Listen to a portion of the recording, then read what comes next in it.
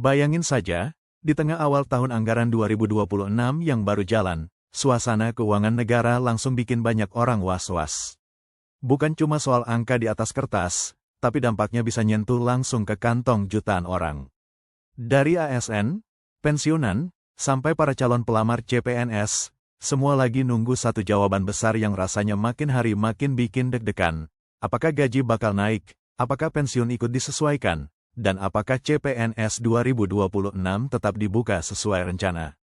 Nah, disinilah cerita ini jadi panas, karena data APBN sampai April tahun 2026 justru nunjukin tekanan fiskal yang lumayan berat. Defisit APBN tercatat tembus Rp240,1 triliun atau setara 0,93% dari produk domestik bruto. Angka ini bukan angka kecil, dan jelas bikin banyak pihak mulai bertanya-tanya, apakah ruang fiskal pemerintah masih cukup longgar buat menambah beban belanja tetap seperti kenaikan gaji ASN dan pensiunan, apalagi di saat pemerintah juga lagi ngebut jalanin program-program prioritas lain yang sifatnya besar dan rutin. Menteri Keuangan Purbaya Yudi Sadewa menjelaskan bahwa defisit yang melebar ini bukan muncul tanpa alasan.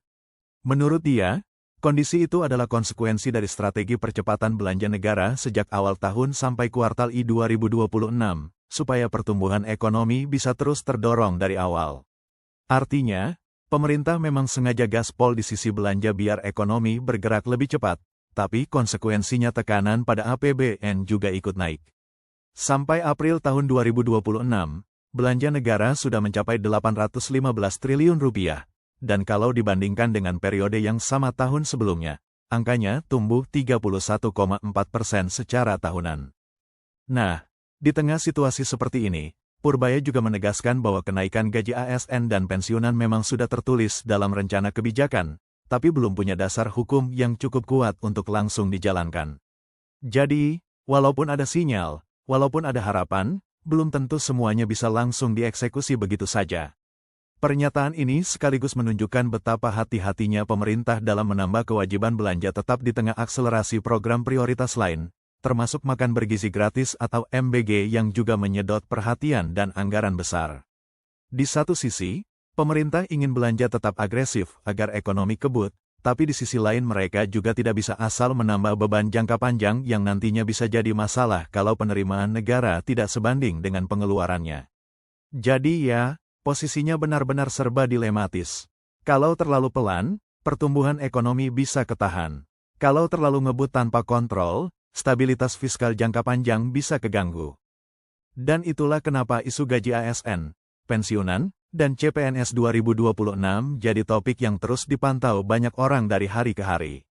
Di sisi lain, Menteri Pendayagunaan Aparatur Negara dan Reformasi Birokrasi, Rini Widyantini, juga memberi penjelasan yang bikin publik masih bisa berharap, meski tetap harus sabar.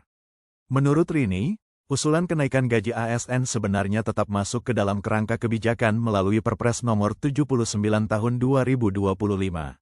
Jadi, secara arah kebijakan, bukan berarti wacana itu hilang begitu saja. Program ini difokuskan buat menjaga daya beli kelompok strategis seperti guru, dosen, tenaga kesehatan, sampai penyuluh, lewat skema program hasil terbaik cepat. Nah, ini penting banget, karena kelompok-kelompok ini memang punya peran langsung ke layanan publik dan kualitas SDM negara. Tapi sekali lagi, meski sudah masuk kerangka kebijakan, realisasinya tetap sangat tergantung pada hasil evaluasi kondisi keuangan negara pada triwulan 2 2026. Jadi bukan berarti karena ada di daftar lalu otomatis cair. Pemerintah tetap menimbang semua faktor, termasuk kemampuan fiskal, prioritas belanja, dan dampak jangka panjangnya. Karena pada akhirnya, kenaikan gaji itu bukan cuma urusan hari ini atau bulan ini saja, melainkan jadi beban kewajiban tetap untuk negara ke depan. Begitu gaji naik, beban bulanan dan tahunan juga ikut naik terus. Makanya pemerintah tidak mau gegabah. Mereka paham betul, keputusan seperti ini bukan keputusan kecil. Selain soal kemampuan anggaran, ada juga soal asas keadilan yang selalu ikut dipertimbangkan. Kalau kebijakan kenaikan gaji buat ASN aktif benar-benar jadi jalan, biasanya hal itu akan diikuti juga dengan penyesuaian bagi para pensiunan. Dan ini tentu menambah lapisan pertimbangan lagi. Karena pensiunan juga punya hak dan harapan yang sama untuk tetap mendapat perlakuan yang adil sesuai kebijakan negara. Kalau bicara soal rekrutmen CPNS 2026, sinyal dari pemerintah juga belum nol, tapi tetap jelas bahwa semuanya akan dibuat lebih selektif. Dalam kondisi defisit yang makin melebar, jumlah formasi dan waktu pelaksanaan seleksi pasti akan disesuaikan dengan kemampuan fiskal. Jadi, meskipun pintu rekrutmen masih dibuka, bukan berarti besar-besaran seperti yang orang bayangkan. Prioritas utamanya tetap pada sektor pelayanan publik yang krusial, yang memang benar-benar dibutuhkan negara. Artinya, formasi bisa saja tetap ada, tapi jumlahnya tidak akan sembarangan. Pemerintah juga akan melihat kebutuhan paling mendesak, bukan cuma asal buka lowongan banyak. Di tengah situasi seperti ini, publik harus mengerti bahwa pemerintah sedang berusaha menyeimbangkan dua hal yang sama-sama berat. Di satu sisi, belanja agresif dibutuhkan sebagai stimulus ekonomi agar pertumbuhan tidak mandek. Di sisi lain, stabilitas fiskal jangka panjang juga tidak boleh dikorbankan. Kalau salah langkah, efeknya bisa berantai. Maka, triwulan kedua 2026 jadi momen yang sangat krusial, bukan cuma buat ASN yang nunggu kepastian kenaikan gaji, tapi juga buat para pensiunan dan para calon pelamar CPNS yang ingin tahu sebenarnya pemerintah akan bergerak ke arah mana. Sampai titik itu datang, pemerintah menegaskan bahwa setiap rupiah di APBN sedang dihitung dengan tingkat kehati-hatian yang lebih tinggi dari sebelumnya. Jadi bukan sekadar dibelanjakan, tapi benar-benar ditimbang, dipilah, dan diukur dampaknya. Nah, masuk ke isu yang juga paling ditunggu, yaitu soal gaji ke-13 ASN. Di sini, Menteri Keuangan Purbaya Yudisadewa kembali buka suara dan bilang bahwa kebijakan pemberian gaji ke-13 bagi aparatur sipil negara saat ini masih dalam tahap pembahasan. Pemerintah disebut belum menetapkan keputusan akhir terkait pencairan gaji tambahan tersebut pada tahun ini. Jadi walaupun publik mungkin sudah keburu berharap tinggi, faktanya keputusan finalnya belum keluar. Purbaya menyampaikan dengan singkat bahwa semuanya masih dipelajari dan nanti tinggal ditunggu saja. Ucapannya itu disampaikan kepada wartawan di kantor Kementerian Keuangan pada Selasa, tanggal 15 April tahun 2026. Nah, kalimat singkat seperti itu kadang justru bikin orang makin penasaran, karena di satu sisi bukan penolakan, tapi di sisi lain juga belum bisa dianggap sebagai kepastian. Jadi posisi pemerintah masih menggantung di antara ada kemungkinan, dan belum final. Sebelum pernyataan itu, Menteri Koordinator Bidang Perekonomian Airlangga Hartarto justru sempat memberi kepastian bahwa gaji ke-13 bagi ASN atau PNS pada tahun ini bakal cair pada Juni tahun 2026. Pernyataan itu disampaikan menyusul THR yang memang dibayarkan lebih dulu menjelang Lebaran 2026. Airlangga juga menegaskan bahwa pemberian THR itu berbeda dengan gaji ke-13. Ia bahkan menekankan lagi bahwa THR tidak sama dengan gaji ke-13. Menurutnya, gaji ke-13 biasanya memang diberikan di bulan Juni. Keterangan itu disampaikan di kantornya di Jakarta pada Selasa, tanggal 15 April tahun 2026. Nah, dari sini kelihatan jelas bahwa ada dua lapis narasi yang harus dipahami publik. Satu sisi, ada pejabat yang bilang gaji ke-13 bakal cair di Juni. Di sisi lain, ada Menke yang bilang masih dibahas dan belum ada keputusan akhir. Maka, masyarakat memang harus jeli membedakan mana yang sudah jadi kepastian administratif dan mana yang baru sebatas arah kebijakan atau sinyal awal. Karena dalam urusan anggaran negara, sinyal itu penting, tapi yang paling penting tetap dasar hukum dan keputusan finalnya. Untuk pembayaran THR ASN 2026 sendiri, pemerintah sebenarnya sudah mulai mencairkannya sejak tanggal 26 Februari tahun 2026 lalu dan prosesnya terus berlanjut. THR ini diberikan kepada PNS, CPNS, PPPK, pejabat negara, prajurit TNI, anggota Polri, pensiunan PNS, pensiunan prajurit TNI dan Polri, hingga pensiunan pejabat negara. Jadi cakupannya luas banget, bukan cuma ASN aktif, tapi juga mereka yang sudah pensiun dan masih punya hak sesuai ketentuan. Secara nominal, total anggaran yang disiapkan untuk pencairan THR ASN 2026 mencapai 55 triliun rupiah. Airlangga mengatakan jumlah itu lebih tinggi sekitar 10% dibandingkan THR ASN di 2025 yang sebesar 49,4 triliun rupiah. Ia juga menegaskan bahwa sesuai arahan Presiden, untuk THR aparatur sipil negara, pemerintah pusat, termasuk P3K, TNI, Polri, serta pensiunan, memang telah menyiapkan anggaran sebesar 55 triliun rupiah. Dibandingkan tahun sebelumnya, jumlah ini naik cukup terasa. Tahun lalu sekitar 49 triliun rupiah, dan sekarang naik 10%. Artinya, dari sisi THR, pemerintah sudah menunjukkan komitmen yang cukup besar. Ini juga jadi alasan kenapa banyak ASN dan pensiunan merasa ada harapan bahwa pola yang sama bisa berlanjut ke gaji ke-13 atau bahkan penyesuaian gaji. Tetapi lagi-lagi, semua itu tetap harus melihat ruang fiskal yang tersedia. Sebelumnya, pemerintah juga sudah memastikan bahwa pencairan THR dan gaji ke-13 bagi ASN serta TNI Polri dilakukan melalui PT Taspen dan PT Asabri. Ketentuan itu tertuang dalam Peraturan Menteri Keuangan Nomor 13 Tahun 2026, yang menekankan pengetatan mekanisme pencairan dana negara agar penyaluran THR dan gaji tambahan bagi aparatur negara berlangsung tertib, transparan, dan akuntabel. Jadi bukan asal transfer, bukan asal cair, melainkan ada prosedur resmi yang harus dijalankan. Dalam aturan itu disebutkan bahwa pembayaran tunjangan hari raya dan gaji ke-13 sebagaimana dimaksud dalam Pasal 2 Ayat 1, dan penerima tunjangan, dilaksanakan melalui PT Taspen Persero atau PT Asabri Persero. Bunyi Pasal 10 dalam belai tersebut juga menegaskan hal itu. Dengan kata lain, pemerintah ingin memastikan bahwa mekanisme pembayaran ini benar-benar rapi dan sesuai jalur. Kendati begitu, pencairan kedua bonus ini tidak dilakukan secara langsung dalam satu tahap penuh, melainkan bertahap. Berdasarkan Peraturan Pemerintah Nomor 9 Tahun 2026 yang menjadi regulasi pengingat dalam belait ini, dijelaskan bahwa THR biasanya dibayarkan sebelum Hari Raya Idul Fitri, sedangkan gaji ke-13 umumnya dibayarkan sekitar pertengahan tahun. Jadi pola pencairannya sudah punya ritme sendiri, dan masyarakat sebenarnya sudah cukup familiar dengan skema itu dari tahun-tahun sebelumnya. Akan tetapi, tetap saja setiap tahun ada penyesuaian teknis, terutama kalau kondisi fiskal sedang ketat atau kalau pemerintah ingin memperketat administrasi pencairan. Kalau ditarik ke sisi teknis, Permenkeu ini juga mengatur bahwa satuan kerja harus terlebih dahulu melakukan perhitungan pembayaran menggunakan aplikasi gaji pemerintah berbasis web. Jadi prosesnya tidak bisa sembarangan.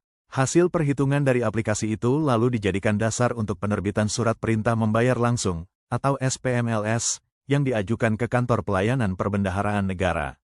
Setelah itu, KPPN akan menerbitkan Surat Perintah Pencairan Dana atau SP2D oleh Direktorat Jenderal Perbendaharaan. Jadi alurnya jelas, hitung dulu, ajukan, verifikasi, baru cair. Mekanisme ini dibuat supaya tidak ada kebocoran, tidak ada salah salur, dan semua berjalan sesuai pertanggungjawaban keuangan negara. Di sisi lain, aturan juga mengatur bagaimana dana itu dipertanggungjawabkan secara terpisah dari pembayaran gaji bulanan.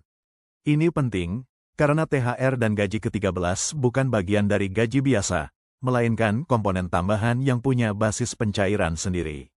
Bahkan kalau ada sisa dana pembayaran, bendahara pengeluaran wajib menyetorkannya kembali ke kas negara melalui sistem penerimaan negara elektronik.